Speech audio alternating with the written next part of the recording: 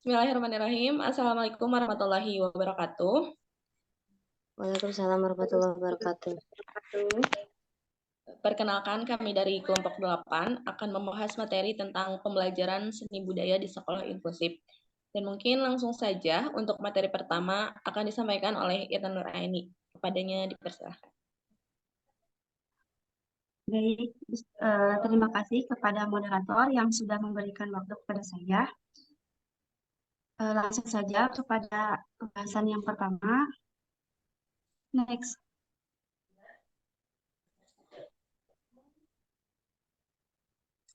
Nah, yang pertama ada deskripsi umum. Pembelajaran seni budaya di sekolah inklusif dapat mencakup pengenalan beragam budaya, seni, dan tradisi dari berbagai komunitas, serta mendorong kreativitas dan ekspresi diri bagi semua siswa tanpa memandang latar belakang budaya atau kemampuan. Dengan menyediakan ruang untuk apresiasi serta pemahaman yang mendalam terhadap keberagaman budaya, pembelajaran semacam ini dapat mendorong toleransi, penghargaan, dan pemahaman antar budaya di kalangan siswa. Nah, untuk yang selanjutnya, ada tentang desain kurikulum. Next, G. Nah, desain kurikulum dalam pembelajaran seni budaya di sekolah inklusif dapat meliputi penekanan pada keberagaman budaya, integrasi elemen-elemen seni budaya dari berbagai komunitas, serta pemberian ruang bagi siswa untuk mengekspresikan diri dengan cara yang unik dan beragam. Nah, di kurikulum tersebut juga sebaiknya mempromosikan pengalaman praktis, kolaborasi antar budaya, serta penerapan teknologi yang dapat mendukung pengajaran dan pemahaman yang lebih mendalam. Nah, dengan demikian, siswa dapat memperoleh pengalaman belajar yang holistik dan memuaskan. Mungkin sekian penjelasan dari saya. Untuk selanjutnya saya serahkan kembali kepada moderator.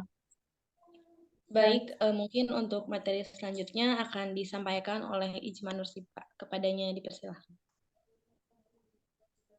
Baik, terima kasih. Bismillahirrahmanirrahim. Yang poin selanjutnya ada rancangan pembelajaran. Dalam rancangan pembelajaran seni budaya di sekolah inklusif, penting untuk menciptakan lingkungan belajar yang inklusif, di mana semua siswa merasa diterima, didukung, dan dapat berpartisipasi sepenuhnya. Berikut adalah beberapa komponen yang dapat dimasukkan dalam rancangan pembelajaran tersebut. Yang pertama ada penekanan pada keragaman budaya. Pembelajaran seni budaya di sekolah inklusif harus mencakup beberapa budaya dan tradisi yang ada di lingkungan sekolah. Munculkan kesadaran tentang keberagaman budaya, warisan, dan praktik seni budaya dari berbagai kelompok etnis, suku, agama, dan komunitas yang ada di antara siswa. Yang kedua, pembelajaran interaktif dan kolaboratif. Aktivitas pembelajaran seni budaya harus memungkinkan siswa untuk bekerja secara kolaboratif, berinteraksi, dan saling belajar satu sama lain. Yang ketiga ada pendekatan multisensoris. Nah, menggunakan pendekatan belajar yang melibatkan semua indera, misalnya dengan menggabungkan musik, gerak, teater, dan tekstil dalam aktivitas seni budaya. Hal ini dapat membantu siswa dengan keberagaman gaya belajar merespon pembelajaran secara lebih baik. Yang keempat ada adopsi teknologi. Nah, pemanfaatan teknologi sebagai alat untuk memperkaya pembelajaran seni budaya. Misalnya, siswa dapat menggunakan perangkat lunak desain grafis untuk menggambarkan elemen budaya, menggunakan aplikasi musik untuk mempelajari instrumen tradisional, atau menggunakan platform atau aplikasi digital untuk berbagi pengetahuan tentang kebudayaan mereka. Yang kelima ada responsif terhadap kebutuhan individu. Nah, setiap siswa memiliki kebutuhan belajar yang berbeda. Pastikan rancangan pembelajaran seni budaya dapat diadaptasi diadaptasi untuk memenuhi kebutuhan dan kepentingan siswa dengan beragam bakat, keterampilan, dan tingkat partisipasi. Yang keenam ada pameran dan pertunjukan. Agar siswa dapat dengan bangga memamerkan karya seni budaya yang mereka ciptakan, adakan pameran seni budaya atau semacam pertunjukan di sekolah. Karena ini dapat melibatkan para siswa, guru, dan masyarakat sekolah dalam merayakan dan menghargai keragaman budaya. Boleh lanjut?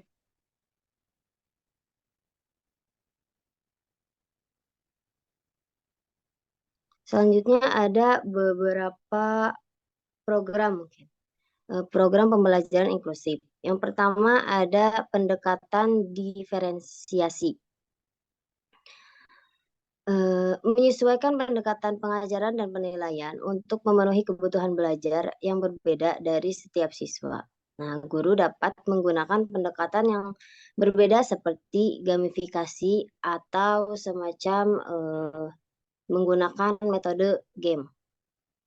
Terus modifikasi tugas, panduan visual, atau bantuan yang lebih terperinci untuk siswa dengan kebutuhan khusus atau bakat yang berbeda. Yang kedua ada modifikasi dan penyelesaian tugas. Memberikan tugas yang dapat diakses dan menantang untuk setiap siswa. Nah, ini mungkin melibatkan mengubah format tugas, mengurangi kompleksitas, memberikan panduan tambahan, atau memberikan pilihan yang lebih fleksibel yang sesuai dengan kemampuan dan minat siswa tentunya. Yang ketiga ada penggunaan beragam media dan bahan ajar. Nah, menggunakan berbagai jenis media dan bahan ajar dalam pembelajaran seni budaya tentunya seperti teks, visual, audio, atau hibrida untuk memfasilitasi pemahaman dan partisipasi siswa dengan gaya belajar yang berbeda. Selanjutnya ada kolaborasi dan pembelajaran tim. Nah, mendorong kerjasama dan pembelajaran tim di dalam dan di luar kelas. Siswa dapat bekerja sama dalam proyek seni kelompok. Nah, berbagai pengetahuan budaya atau saling memberikan umpan balik tentang karya seni mereka. Nah, selanjutnya ada pendekatan multisensoris. Nah, poin ini dapat memperkaya pengalaman belajar dengan menggunakan semua indera yang disebutkan tadi mungkin ya, seperti melalui pendengaran dan gerak tubuh, pencahayaan, aromaterapi, atau tekstur yang beragam. Ini dapat membantu siswa dengan beragam gaya belajar merespon pembelajaran dengan lebih baik tentunya. Yang terakhir ada perayaan peragaman budaya. Nah, poin di sini dapat memfasilitasi pengertian dan apresiasi siswa terhadap berbagai budaya dan tradisi dalam seni budaya. Mengadakan acara atau pertunjukan seni budaya yang dirayakan bersama oleh siswa, guru, dan orang tua. Ya, seperti poin tadi, berbagai cara untuk menghargai dan menghormati keragaman budaya di sekolah. Mungkin itu poin tentang program pembelajaran serta perancangan. Saya kembalikan kepada moderator. Baik, terima kasih kepada Bapak Materi. Untuk materi selanjutnya akan disampaikan oleh Anggita Yulizar. Kepadanya dipersilakan.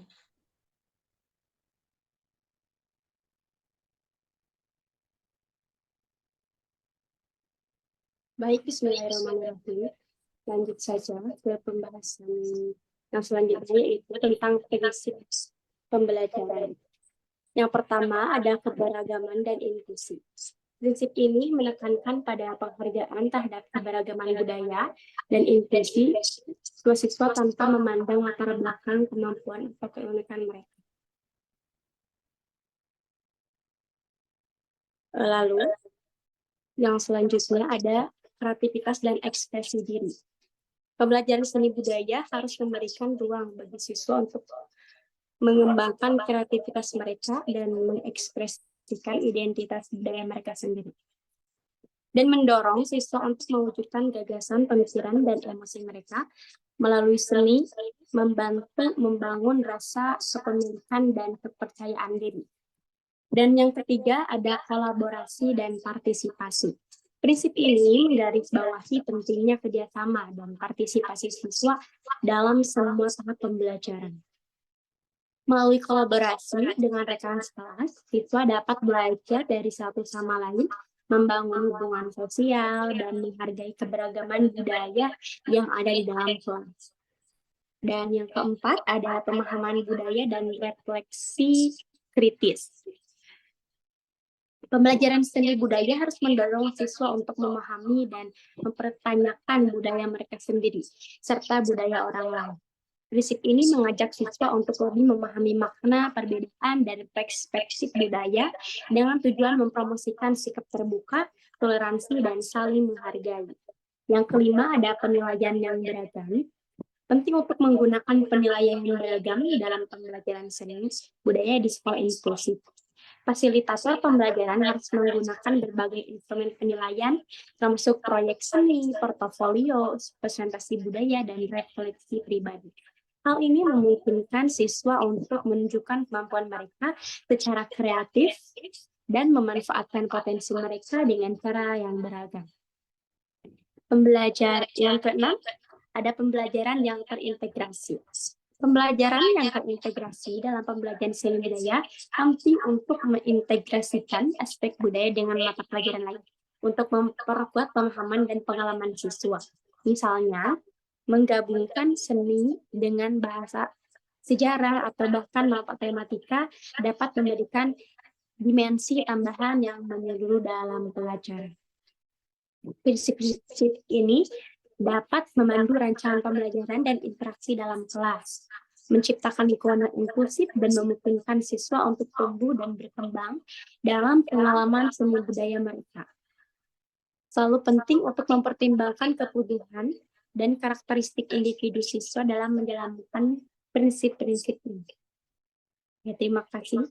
Mungkin untuk penyampaian poin dari prinsip-prinsip pembelajaran, selanjutnya saya serahkan kepada moderator.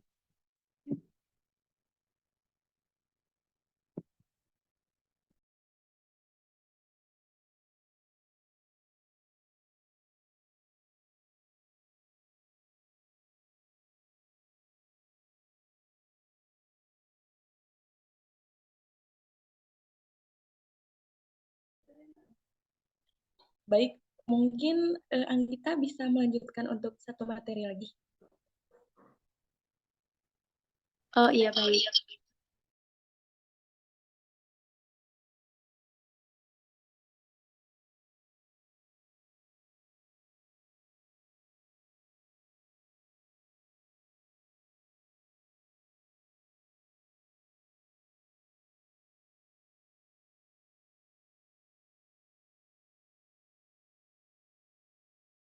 Baik, untuk yang selanjutnya ada poin pelaksanaan pembelajaran. Yang pertama, ada identifikasi dan kebutuhan kepentingan siswa. Mulailah dengan memahami kebutuhan dan kepentingan siswa dalam pembelajaran seni budaya. Lakukan penilaian awal untuk mengetahui tingkat pengetahuan, minat, dan keterampilan mereka. Lalu, berkomunikasilah dengan siswa, orang tua, dan staf pendidikan inklusif lainnya untuk mendapatkan informasi yang lebih baik.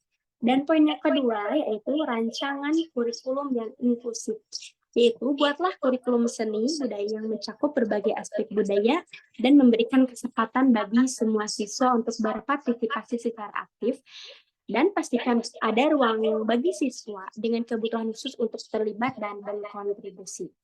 Yang ketiga ada adopsi pendekatan diferensiasi, yaitu sesuaikan pembelajaran dan tugas seni budaya sesuai dengan kebutuhan dan minat siswa. Berikan penugasan dan aktivitas yang berbagai sesuai dengan tingkat kecakapan siswa. Juga diberikan modifikasi yang diperlukan seperti bantuan visual, bantuan fisik, atau penyesuaian waktu. Yang keempat ada rencanakan pembelajaran yang mendalam. Yang dimaksud di sini adalah memanfaatkan pendekatan berbasis proyek atau penemuan dalam pembelajaran seni budaya. Ajak siswa untuk melakukan penelitian tentang budaya tertentu, membuat karya seni terinspirasi dari budaya tersebut, atau membuat pertunjukan berdasarkan praktik seni dari budaya yang berbeda. Lalu, poin yang kelima adalah fasilitasi kolaborasi dan kerja kelompok. Dorong siswa untuk bekerja sama dalam kelompok untuk menciptakan karya seni budaya. Ajarkan mereka keterampilan kerjasama, komunikasi, dan pemecahan masalah melalui proyek seni kolaboratif. Pastikan setiap anggota kelompok merasa dihargai dan terlibat sepenuhnya. Lalu poin yang keenam ada gunakan teknologi sebagai alat pembelajaran. Memanfaatkan media dan teknologi terkini dalam pembelajaran seni budaya. Misalnya, siswa dapat membuat presentasi digital tentang budaya, membuat video tentang praktik seni tradisional, atau menggunakan aplikasi untuk menciptakan karya seni digital yang terinspirasi dari budaya tertentu. Yang ketujuh, melibatkan keluarga.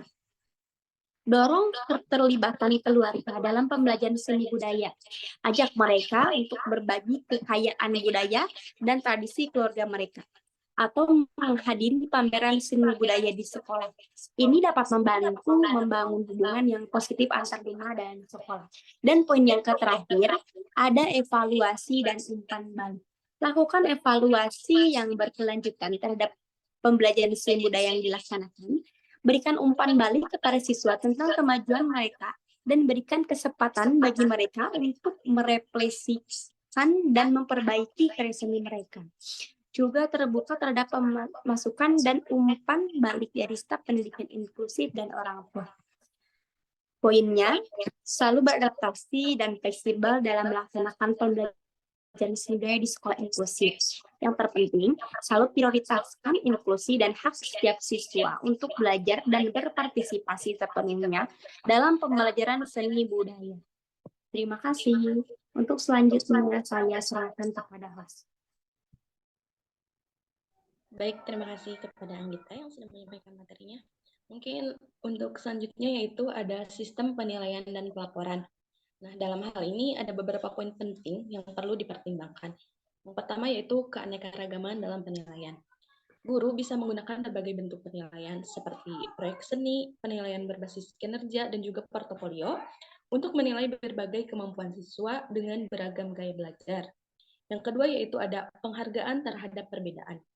Nilai keragaman dan interpretasi kreatif dengan memberikan bobot pada ekspresi individual, keterampilan teknis, serta pemahaman budaya yang unik dari setiap siswa.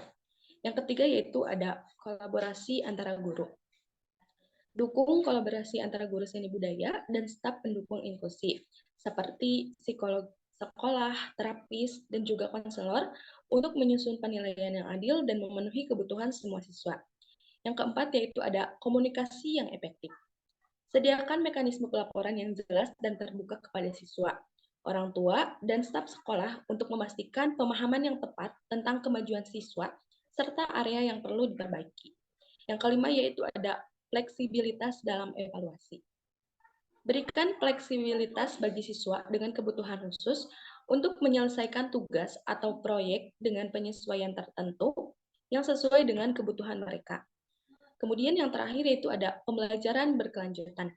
Nah, dalam hal ini kita bisa terus memantau dan evaluasi sistem penilaian serta pelaporan dengan mengumpulkan umpan balik dari semua pihak terlibat untuk memastikan kesesuaian dan keadilan dalam proses penilaian bagi semua siswa. Nah, mungkin dari pembelajaran seni budaya di sekolah inklusif ini dapat diambil kesimpulan bahwa pendekatan yang inklusif dalam pengajaran seni budaya memungkinkan pengembangan kreativitas dan ekspresi diri yang merangsang bagi semua siswa, termasuk mereka yang memiliki kebutuhan khusus. Dengan adanya pendekatan yang sesuai, siswa dapat merasakan pengalaman belajar yang beragam, mendalam, dan memperkaya yang memperkuat pemahaman mereka tentang berbagai budaya dan meningkatkan rasa percaya diri serta keterampilan seni. Mungkin sekian yang bisa kelompok kami sampaikan. Mohon maaf apabila masih ada kekurangan dan juga kesalahan. Terima kasih. Wassalamualaikum warahmatullahi wabarakatuh. Waalaikumsalam warahmatullahi wabarakatuh.